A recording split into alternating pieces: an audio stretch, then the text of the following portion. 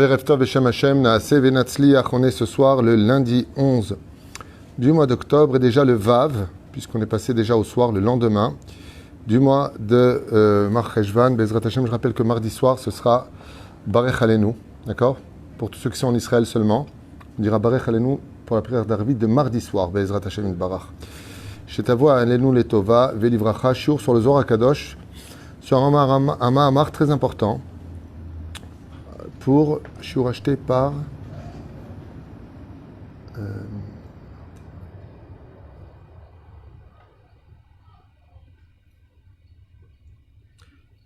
Aaron Parianté pour la Refoua Shlema Bezrat Hashem est complète et définitive. Bezrat Hashem, de son nitouach, très délicat, Bezrat Hashem, Shekadjouchou Yvarech Oto Bechol Asher Lo, Shakol Yetze Letova Velivracha, Bezrat Hashem pour lui, Aaron, Avner, Ben Monique, Esther, que le mérite de ce Zohar Kadosh Yavolo Bezrat Hashem Bashamaim, l'Atzlacha ou la Refoua définitive, et Iskel Kol Mide de Metav, Beruchanout, Begashmiout, Veichye, Itanu Gam et Ageoula, Shlema, Veakrova, Amen, Veamen. Donc c'est bien qu'on avance de la veille, Bezrat Hashem ce Shiur, pour sa Refoua Shlema, pour que le mérite soit encore plus grand pour son opération, Bezrat Hashem. On pensera en même temps à la Refoua Shlema de tous les malades d'Israël, entre autres, Bezrat Hashem, Chaya Ruchama Esther, Batrivka Ben Simon, Anna Elna Refanala, Baruch Ben Routsoufan, René Mahlou Ben Sarah, Yana Ben Esther, Mir Ben Rivka Fitoussia Yakar, Sarah Talia Batifrat Miriam, Bibian Batester, Moratimi, Bezrat Hashem, Bernard Mimoun Ben Jan Chana Ben Chamoun, Nissim Ben Simcha Sabah, Nathan Yosef Ben Yehudit, Shoshana Bat Mesaouda, Bezrat Hashem, et Kol Chol Israël, tous ceux que j'ai oubliés, ceux que j'ai pas cités, bien entendu, une grande réussite pour nous tous. Hein? Shlomo Attar, où est-ce qu'il en est? Chama Meira, le Rav Yehudi ici de Natania, j'ai pas de nouvelles de lui, j'espère qu'il va mieux. Ou l'Elef El Avdalim, les Nushmat Kol Mete Israël, ou Bichlalam, Georgel Messimcha Alisson. On commence tout de suite notre shiur, puisque j'ai une troupa à faire. Dans très peu de temps, il faut que je parte. Donc on va élaborer ensemble un Zohar très important sur la paracha de l'Arlecha, duquel il est marqué comme ça, à propos de Avraham Avinu, qui descend en Égypte. Donc il y a marqué ici dans le Zohar Kadosh, on part directement en hébreu. Voyez qu'Acher écrive l'avo Mitzrayma. Voici quand il fut qu'ils écrivent. Il s'approcha, il se retrouva donc approché de la frontière égyptienne. Amar Rabbi Eleazar, qu'Acher écrive. Ayat Seklomar, qu'Acher Karav, exactement. Quand il s'est approché, Mazé écrive. Perouch Adavar, Lama Omer, qu'Acher écrive. Et là, Shekatouf, pardon, écrive, chez où écrive, et Israël à Sot Teshuva. Et qu'est-ce que ça veut dire écrive? La crive en hébreu, ça veut dire sacrifier l'autre. La crive, korban. Il dit de là qu'il a forcé Israël à faire Teshuva. La reine est marqué qu'Acher Abraham écrive d'arriver en Égypte. Ken lavo Mitzrayma. La reine Omer écrive, Yoresh écrive et atzmo la kadosh baruch hu karaoui. Et de là on comprendra que tout ce qu'a fait Abraham quelque part a toujours été fait de façon à ce qu'il se sacrifie pour Dieu. Ce qui est le plus extraordinaire chez les vrais tzadikim, contrairement à beaucoup de badranim qu'on peut rencontrer au nom de la Torah. Il y a beaucoup de gens qui malheureusement se jouent de la connaissance de la Torah pour se faire passer pour des grands ou pour des machiach, c'est que les vrais tzadikim, makrivim et tatzmam, sur tout ce qu'ils font, c'est un des plans principaux des tzadikim, ils font tout pour Dieu. Il n'y a rien qui est pour eux personnellement, toutes leurs actions sont kulo les shem shamaim, et non pas les shem, soit disant je me sers de Dieu, mais en réalité c'est de moi que je parle. Mais la reine Kato al-Avram, chez écrive, Omer écrive et tatzmo. Donc il s'est sacrifié toute sa vie pour Akadosh Baruch Hu, il n'a jamais vu ses intérêts personnels. Et pourquoi on lui dit ça maintenant? Écrive la Mitzrayma, parce que on aurait pu penser qu'Abraham, comme il n'a pas trouvé de nourriture en Israël, qui avait la famine, il est descendu en Égypte pour ses... Bon, écoute, moi ça me convient pas, je trouve pas ma parnassa en Israël, donc je m'en vais. Ce qui l'intéressait lui, c'est de savoir si Dieu était d'accord. Et comment on peut savoir si Dieu était d'accord avec lui? C'est ce qu'on va découvrir peut-être en bas du Zohar. Si la Shrina est avec lui, il y a deux options. Ou il a suivi la Shrina, ou parce qu'il est descendu, la Shrina est venue avec lui parce que c'était le seul prosélyte de cette époque. Le seul, pas prosélyte, ceux qui unifient Dieu, monothéiste. C'est quand un mot il vient pas, rien à faire. Lavo Mitzrayma, Perusho, les Istakel, Be'ulu Amadrigot. Et donc pourquoi, nous dit le Zohar, il est descendu en Égypte? Pour voir les degrés de réparation. Il y a un lien qui reliait Abraham à l'Égypte, qu'on soit très clair, parce qu'Abraham est la réincarnation d'Adam Arishon, et que toute la conséquence de la faute originelle d'Adam Arishon est descendue en Égypte. Donc c'est comme quelqu'un qui a fait un accident, il dit viens voir l'accident que tu as fait. Donc Abraham, il avait lui-même besoin de descendre en Égypte pour savoir comment réparer l'Égypte. C'est bien. Velitrahek mehen. Donc qu'est-ce qui s'est passé? Vous connaissez tous l'histoire de Adam et Ève. Ève, pendant que Adam était occupé à dormir, selon certains commentateurs, est parti voir l'arbre de la connaissance du bien et du mal. Voilà qu'il est tombé contre l'arbre de la connaissance du bien et du mal. Elle est partie avec le serpent. D'accord? Et il y a une séparation entre Adam et Ève. D'accord? Que le serpent a pris pour lui. Adam a divorcé de Ève pendant 130 ans. Vous vous rappelez tout ça? Le serpent, c'est la réincarnation de... C'est réincarné chez qui? Chez Caïn. Caïn, c'est réincarné chez Pharaon. Vous avez compris pourquoi maintenant Pharaon reprend Sarah. Mais cette fois, il la rend avec dignité. Il n'a pas pu la toucher. C'est la réparation de la faute de Ève. C'est très puissant, je vous dis comme ça, c'est pas du tout le but du chiour. Hein. J'ai dit que je ferais pas un long cours. Mais tu vois, faut pas me chauffer. Tu me poses des questions comme ça. Et pourquoi est-ce qu'il est descendu là-bas? Michoum que, étant donné que Abraham Avinu Alav Shalom est un homme, partout où il passe, il laisse une trace de Kedusha pour ses enfants. Litrahek Maase Mitzrayim. Donc pour s'éloigner, comme il dit ici, chez Mitzrayim, Litrahek Mehen, pour s'éloigner d'eux et d'atténuer, comme le fera plus tard d'ailleurs Yosef Hatzadik en faisant la Brit Mila à tous les Égyptiens, la Touma, car c'était des gens qui étaient Shtoufé Zouma, c'était des gens qui n'avaient pour Dieu que le corps humain, la beauté féminine. Amar Rabbi Yehuda, Bo'ur et Tachazé, donc viens voir, Mishum Sharad Mitzrayim Bli Reshut. Oh, des Al-Johar, qu'est-ce qu'il nous dit? Est-ce que c'est lui qui a suivi la Shrina pour descendre en Égypte, ou est-ce que la Shrina s'est retrouvée en train de le suivre? Le Zohar nous dit, la Shrina est restée en Israël, lui est parti, alors elle est partie avec lui. Donc c'est lui qui a forcé Dieu à le suivre. C'est ça? Mishum Sharad Mitzrayim Bli Reshut. Et comme il est descendu en Égypte, alors que Dieu lui a dit rentre en Israël, pose une question bête. S'il était rentré en Israël, qu'est-ce qui se serait passé d'après vous? Selon certains, si Abraham n'aurait pas eu il serait rentré en Israël, il y aurait peut-être eu la Géoula. Peut-être. Pourtant, il a fait tous les Shem Shamaïm. Mashma Mikan, que Dieu voulait qu'il aille en Égypte. Mais pas parce que Dieu lui dise. Fais une erreur. J'ai besoin que tu fasses une erreur. À quoi ça ressemble? À quoi ça ressemble? C'est comme quelqu'un qui a déposé les clés de la maison et elles sont tombées dans la boue. Il n'a pas le droit de lui dire où sont les clés. Alors il lui ferme toutes les portes. La seule issue, c'est de passer par la boue. En passant par la boue, il dit tiens, qu'est-ce qu'il y a ici? Il retrouve ses clés. C'est exactement ce qu'a fait Hachem. La faute originelle a emmené toutes les nitzotzot, toutes les puretés dans la boue de l'Égypte, d'où le fait d'avoir travaillé la terre d'Égypte, faire des briques. Mais il ne peut pas lui dire va là-bas, sinon c'est ma responsabilité. Il faut que tu y ailles. Donc je vais te faire un croche-patte. Il n'y aura pas de quoi manger en Israël. Je vais te fermer la porte. Mais tu n'avais qu'à rentrer. C'est un peu ambigu. Hein? S'il serait rentré, comment il aurait récupéré les nitzotzot qui auraient été en Israël? Parce qu'il serait rentré avec le bitachon bachem. Et en Israël, la seule solution d'y vivre, c'est d'avoir un bitachon, pas de l'aïmouna. Pour vivre en Israël, les gens qui sont angoissés de nature, ils souffrent énormément en Israël. Il faut avoir un bitachon bachem ici pour y vivre. Heureux. On peut tous vivre heureux en pleurant. Ouais, t'es heureux en Israël? Super. Aval, quelqu'un de vraiment heureux, c'est celui qui... bitachon bachem. Lui, Bémet, il est sa mère. Et donc la punition d'Abraham, c'est que sa descendance descendra 400 ans en Égypte parce qu'il a de lui-même pris l'initiative, lui qui faisait tous les Shem Shamaïm, de descendre en Égypte.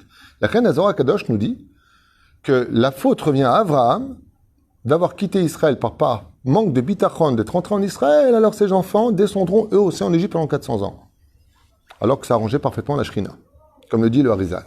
Arba meot shanim, sha'arei katuv vayered Avraham mitzrayma, velo katuv she'amar lo hakadosh baruch hu red mitzrayma. Lachen katuv baTorah vayered Avraham, vayered Avram dans le cas échéant. C'est lui-même il est descendu. T'as pas demandé de descendre. De là vous apprendrez un klal, c'est que des fois il y a des Juifs qui redescendent en galoute d'Israël parce que Dieu leur dit t'as pas fini ton tikkun en galoute. Et des fois c'est pas Dieu qui t'a demandé de partir, c'est toi-même qui as pris cette initiative par ton libre arbitre. Et c'est dommage. C'est pour ça que la seule façon de savoir si c'est Dieu ou pas qui te le demande, qui remplace Dieu aujourd'hui, les rabbinim. Tu demandes à ton rave, ma situation, je fais quoi? Je descends ou je reste? Pourquoi le rave, il a dat Torah. Hier, quelqu'un posait la question, j'étais pas là, mais j'étais... Elle dit, qu'est-ce qu'il dira à votre mari? Est-ce que je retourne en France par rapport à ma situation ou je reste?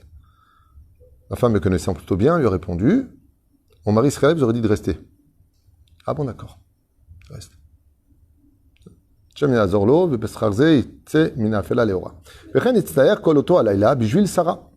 Et pourquoi Abraham se retrouve donc dans cette panade terrible de voir sa femme Sarah, Sarah aimez-nous, enlevée par les Égyptiens? Il lui a dit, waouh, comme tu es belle. Alors, plusieurs explications qui sont données dans le Zohar. Dit le Zohar, il ne savait pas qu'elle était belle. Le Yada, Abraham, Sheisha, Yefat Toar, Yefat Mar'e. Est-ce qu'on peut dire qu'Abraham ne connaissait pas la beauté et la grandeur de sa femme? Ou Meshiv est là, Shebara'uhu, de Ad Az, Lo Haya Mistakel Betsurata, Shel Sarah. Ils étaient tellement purs, tellement tsnouim, tellement pudiques, tellement effacés, tellement humbles, qu'ils ne se regardaient même pas dans les yeux quand ils se parlaient l'un et l'autre. Tellement ils avaient du kavod, tellement ils avaient de la retenue, du respect l'un pour l'autre, qu'ils ne s'observaient pas eux-mêmes. C'est-à-dire que quand Sarah parlait avec son mari, elle parlait avec son roi. Elle ne le regardait même pas comme un sujet qui parle à son roi. Et quand Abraham parlait avec Sarah, il ne la regarde pas, disait Akadosh. Pourquoi? Parce qu'il parlait pour lui à sa reine. On ne regarde pas dans les yeux une reine. La reine, là, il mistakli. Mais quand ils sont arrivés en Égypte, il a regardé à ce moment-là. C'est une des explications du Zohar. Mais donc le Zohar nous dit, c'était tellement pudique qu'il n'osait pas même pas se regarder. Benehem. Et Kacher Karal Mitzraïm, inidgalta. Mais quand elle est arrivée en Égypte, elle s'est dévoilée. Sarah a montré, apparemment elle a levé sa capuche parce qu'elle avait, et Raota, où elle a peut-être levé la tête, et là il l'a vue. Pérouche Acher, le Zohar nous donne un autre pérouche qui dit, étant donné que les femmes, en général, perdent leur beauté quand elles voyagent, surtout à dos de dromadaires ou de chameaux ou d'ânes, ou peu importe, eh bien, on aurait pu penser que Sarah est perdue de sa beauté par le voyage. C'est pour ça que les femmes, souvent, par exemple, elles sortent de la maison maquillées pour aller à un mariage. Elles prennent la voiture jusqu'à la salle du mariage. Avant de sortir, pas elles seront maquillées. Pourquoi? Parce que le voyage automatiquement fatigue le visage. C'est un klal. Ce qu'il dit le Zohar. Perouch acher, feresh ma'in yada shamar ine yadati, qu'al yede Torah haderech adam idbazé. Car par le chemin qui fatigue l'homme, on perd de sa beauté. Ve'imze, avec tout ça, yamda beyofia elon ishtaneta. Et Sarah n'avait besoin d'être ni maquillée, ni le chemin, ni quoi que ce soit lui enlever sa beauté. Sa beauté était purement naturelle, c'est une beauté qu'on ne peut pas comprendre aujourd'hui. C'est une beauté qui est angélique, qui va au-delà de tout ce qu'on peut imaginer, puisque les Chachamim nous disent que toutes les femmes les plus belles du monde à côté de Sarah ressemblaient à un singe. Et Sarah vis-à-vis de Ève. C'est là. Alken, Batar, Abraham, Amar, Choti'i. Et donc Abraham maintenant, va se passer quelque chose de très bizarre, une grande question que beaucoup de gens se posent. On retrouvera dans Baba Mitzvah 59 à Moudalev d'ailleurs, qui va être réutilisé là-bas. C'est qu'il va lui dire, waouh, t'es super belle et tout. Oui alors? Bon bah écoute, ils vont te prendre, fais en sorte que je devienne riche grâce à toi. Pas très gentil de parler comme ça, je trouve. Très bizarre. Le Davar Zéa Choti. Donc qu'est-ce qu'il lui a dit? Tu es ma sœur.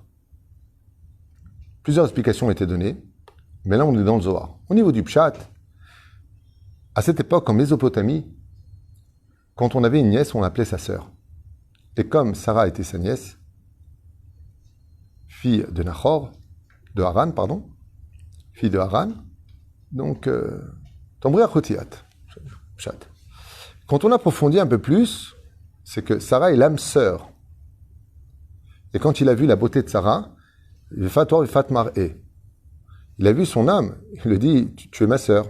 En d'autres termes, tu es ma deuxième moitié. On peut le comprendre. Alors qu'un frère et sœur se ressemblent souvent. Quand un homme retrouve son âme sœur, leurs visages finissent par se ressembler tous les deux. Un peu comme vos couples à vous d'ailleurs. Et c'est très curieux aussi de voir des gens qui ont des chiens et finissent par ressembler à leurs chiens. Je sais pas si ça remarqué aussi. C'est un truc de fou ça aussi.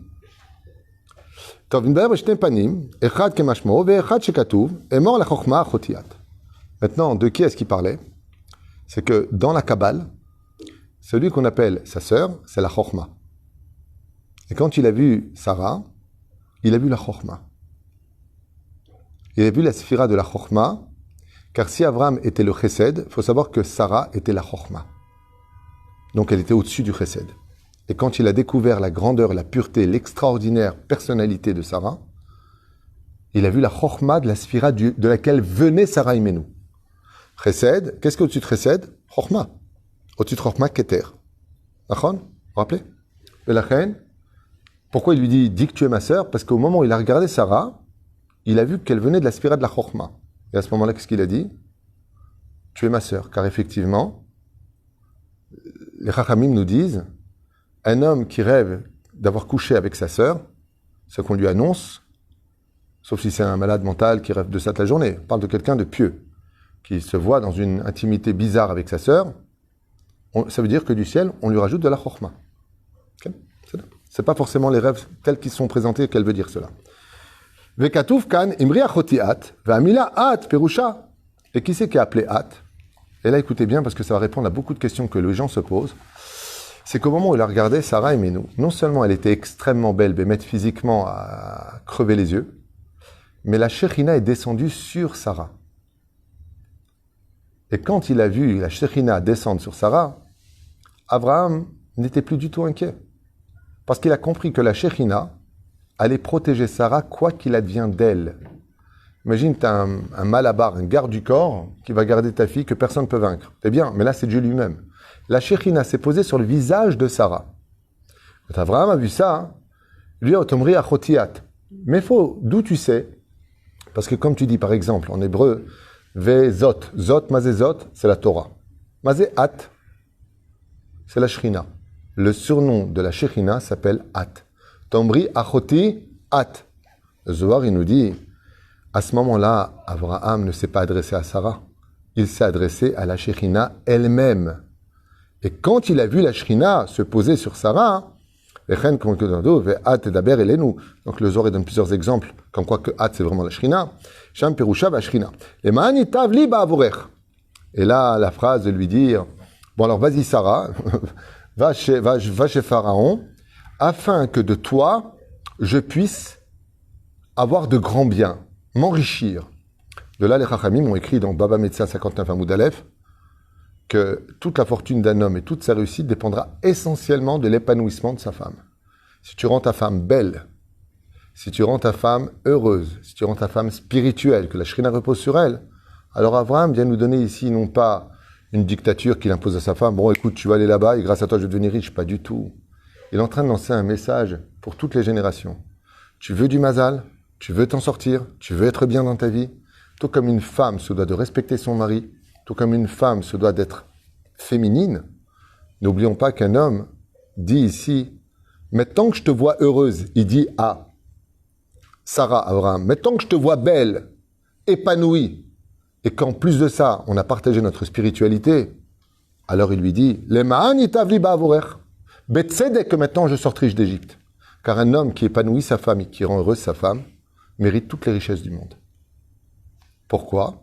Parce que la plus grande épreuve dans la vie d'un homme, c'est l'histoire du couple, comme vous l'avez bien compris. C'est ce qu'il y a de plus difficile au monde. Surtout quand tu as une femme qui a... Vous savez que la première raison au monde pour laquelle les gens ne sont pas heureux, c'est parce que dans le Tarklès des choses, ils se sont interdits. C'est la première raison, mais le pire, c'est qu'ils ne le savent pas eux-mêmes. Hein? Je répète cette phrase qui paraît si anodine, peut-être aussi légère que ça puisse paraître, mais sachez que la première raison au monde pour laquelle les gens ne sont pas heureux, c'est parce qu'ils se le sont interdits. Ils ne croient pas au bonheur ou ils ont peur du bonheur. Parce que le bonheur ne dépend que d'une seule chose, c'est ta décision de l'être.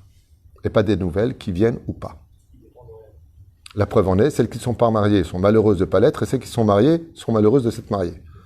Pour la plupart des cas. Énormément de divorces, comment je peux faire, j'en peux plus, il ne veut pas me donner mon guette, c'est un truc de fou. C'est pas une généralité, peut-être.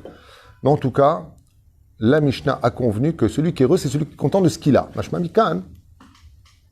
Que le bonheur ne dépend que de ta décision de l'être. Très souvent, on s'angoisse, et quand on fait un récapitulatif, on n'avait pas raison de s'angoisser. Amar, clapé à Shekhinah. Et donc, à qui il a parlé, Abraham Avinu, à la Shalom? Il parlait de la Shekhinah. Il disait pas à sa femme, par rapport à toi, je vais être riche. Ce qui fait que quand tu as rendu ta femme spirituelle, quand tu lui as donné tout ce qu'il fallait, tu peux te permettre de lui dire, ma femme, tu es mon mazal. Mais si tu humilies ta femme, tu descends ta femme, tu retires tout bitachon à ta femme, et que il n'y a pas de spiritualité à la maison. Ce qui compte, c'est son mikvé, c'est tout ce qui compte pour toi dans la vie. n'espère pas avoir une grande réussite et c'est certainement pas l'occasion de lui dire c'est à cause de toi qu'on suis là. Parce que le naze, c'est toi. C'est pas elle. C'est-à-dire que les femmes ne commencent pas à taper des mains. Les femmes se doivent de respecter leur mari. Les femmes se doivent d'honorer leur mari. Il n'y a pas d'ambiguïté. Ici, le texte du Zohar est très puissant, contre toute attente. Abraham dit à sa femme, parce que la Shrina repose. Grâce à qui? Grâce à Abraham. Et Abraham lui dit, non, c'est grâce à toi que je suis devenu Abraham. Derrière tout homme, il y a une grande femme. Mais la femme ne brille que quand l'homme la fait briller. C'est-à-dire du mot Eshet Raïl. La femme du vaillant, et non pas la femme vaillante, pour ceux qui comprennent l'hébreu. Vechen Haïta Nafshi Biglaler, et ainsi que mon âme pourra vivre, Biglaler, à cause de toi ou pour toi, Mishum Shebazeit Ale Adam Beiskel Alot Lederech Chaim, car par ce biais-là, Abraham a compris ce jour-là, en observant la beauté de sa femme, son épanouissement, que sa femme était une femme heureuse. Et si vous avez remarqué, Sarah, avec tout ce qu'elle a subi, pas une seule fois, on l'entend se plaindre. Pas une fois, elle dit « Pourquoi, comment, j'en peux plus, je suis pas bien ». Elle a vécu 127 ans. Elle déménage. On ne va pas Abraham demander l'avis à sa femme. La seule fois où elle va intervenir, c'est pour dire « Renvoie Ishmaël et sa mère ». Car ils n'hériteront pas de la terre d'Israël et ne seront pas de la descendance d'Abraham l'hébreu. Ils ne seront que les descendants d'Abraham l'incirconcis de Mésopotamie. Donc Sarah remet un peu les pendules à l'heure. Le Zohar va nous apprendre plus tard, comme le dit Rabbi Eliezer, que ça va nous coûter cher, malgré tout. Parce que c'est Sarah qui avait proposé de prendre Agar en tant que mère matrice pour sa descendance et qu'en fin de compte, elle se rétracte parce qu'elle voit que je voulais cela, mais je voulais pas d'un enfant qui se jouait de la Torah. Et la reine, on apprendra ici plusieurs points importants sur Avraham Avinu, sur le comportement avec son épouse, et que Avraham Avinu aurait pu prononcer le nom de Dieu, il aurait pu détruire l'Égypte comme il a détruit Sodome et Gomorrhe, les 4 rois, les 5 rois. Il aurait pu dire à Hachem de le sauver. Il a laissé délibérément sa femme partir à l'intérieur du palais pour préparer la descente aux enfers de 400 ans, soit 210 ans d'esclavage pour les Hébreux, et sanctifier le palais du roi pour que plus tard Moshe Rabbeinu et Aaron puissent faire les 10 plaies, sanctifier la province de Goshen, qui deviendra la région dans laquelle s'installeront les Hébreux. Vayetze Avraham berechouch gadol, et Avraham sortira avec de grands biens. Chazal disent qu'en réalité, il n'est pas sorti avec un kopek, seulement par le mérite de Sarah, il n'a rien perdu. Donc là, je finirai avec cette phrase. Quand on a une femme vertueuse, c'est où tu t'enrichis vraiment, ou au moins grâce à elle, ce que tu as, tu ne le perdras pas alors que tu aurais dû le perdre. Parce qu'Avraham est descendu en Égypte. Dieu ne lui a pas dit de le faire. Il aurait dû avoir une punition. Il lui dit, Biglaler, par rapport à toi, hein, que Dieu ne me prenne rien. Des commentaires qui disent qu'en réalité, Pharaon n'a pas du tout enrichi Abraham. Pourquoi? De peur qu'à Pharaon dise, si Abraham est devenu ce qu'il est, c'est grâce à moi, grâce à l'argent que je lui ai donné. Mais en réalité, Pharaon, qui était un voleur professionnel, n'a rien pris des biens d'Abraham, parce que la Shérina a empêché la Sitra Harad de posséder la Sitra d'Egdusha, qui se trouvait dans tous les éléments d'Abraham et de Sarah Imenu alayhim shalom. Ken? Mais il a donné un petit cadeau empoisonné quand même. Lequel? Sa fille, sa propre fille.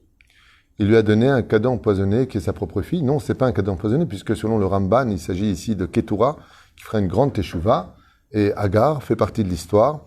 Il y a beaucoup de choses à dire sur la naissance de Agar. Agar, c'est pas n'importe qui. Il faut savoir une chose, Agar, c'est pas n'importe qui. Si elle a eu le mérite d'être la servante de Sarah Imenu, rien que ça, déjà, c'est pas n'importe qui. Mais c'est un sujet pour lui-même, c'est pas le sujet d'aujourd'hui. À l'occasion, on parlera peut-être de l'identité d'Agar, la réincarnation d'Agar. Il y a beaucoup de choses à dire sur Agar, mais Agar, on voit en tout cas qu'elle est capable de changer et de devenir meilleure. C'est-à-dire que quand Sarah a accepté de prendre Agar, c'est qu'elle a vu quelque chose de bien en elle. Seulement, ça s'est passé en 2 étapes.